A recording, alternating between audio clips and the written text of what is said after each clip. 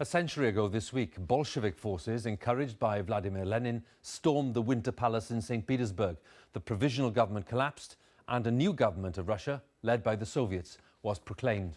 But 100 years on, the anniversary of the Russian Revolution is being marked there without fanfare. Our special correspondent Alan Little reports now from Russia on how successive leaders have tried to shape the country's revolutionary past to influence the present. Even before the first snows of winter, it is bitterly cold in the vast forests of the Russian interior. In this great emptiness is Labour Camp 36 in the region of Perm, now preserved as a museum to political repression. Here, for decades, the Soviet Union held political dissidents and worked many of them to death. It is one little island in the vast network known as the Gulag. Tens of millions of Soviet citizens were enslaved in it.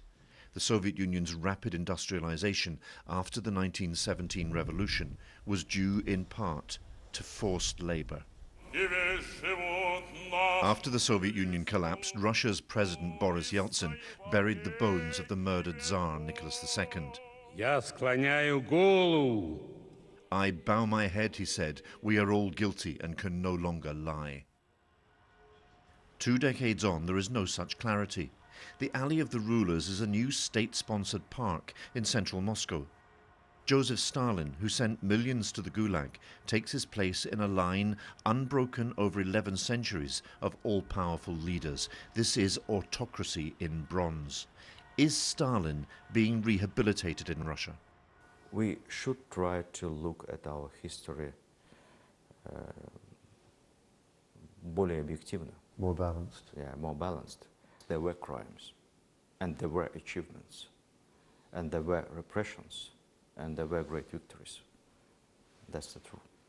In those difficult times, one person can be, on one hand, a hero, and on the other hand, 10 years later, a criminal, because life is complicated.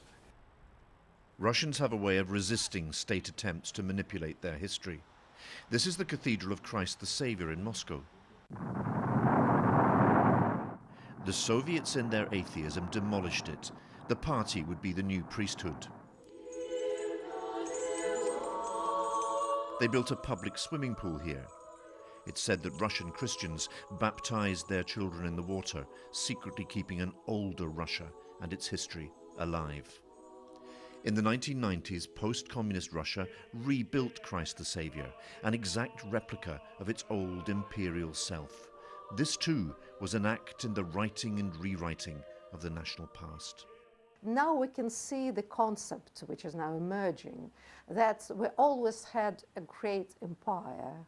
So it was Peter I, it was Catherine II, it was Nicholas II, it was great Stalin.